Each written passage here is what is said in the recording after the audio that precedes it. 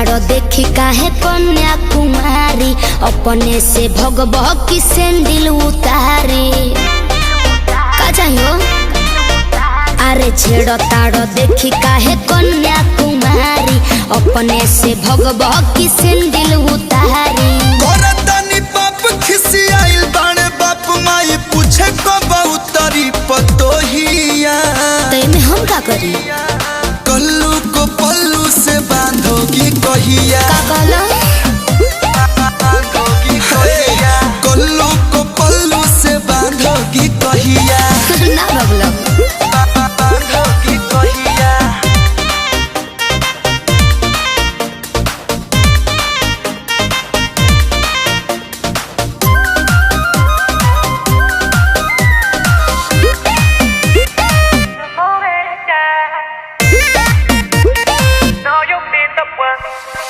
रिश्ता के बात ऐसे होला करोड़ पर ऐसे अच्छा घूम लिखा वाके एगो बोर्ड पर बुझाई। ना हम खरवा से देखेंगे नहीं मलमा से देखेंगे। अच्छा। अगर तैयार नहीं तुम होई तो अब हम बहस देखेंगे। कहाँ? बाबू के हाथ में और कहा। अच्छा। हो गया हेज कुछ लग ना दहेज चलो धनो ससुरार वाली रहिया। अच्छा जी। कल्लू को पल्लू से बांधोगी कहिया। बांधोगी कहिया।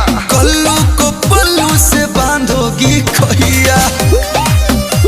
बांधोगी कहिया।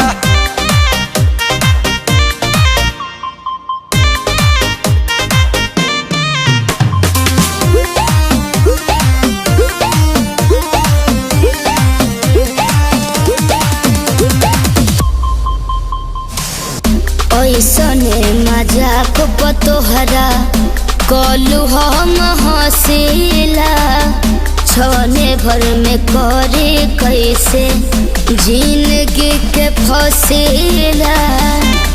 बताओ इतना जल्दी का बाओ। नीरस मोरा जीवन कर देंगे कोई दया जीवन कर देंगे। प्यार करती हो तो शादी करो नहीं तो कर जीवन कर देंगे। तू उनके पसंद से कर लो। लेकिन प्यार तो तुम करती हो ना।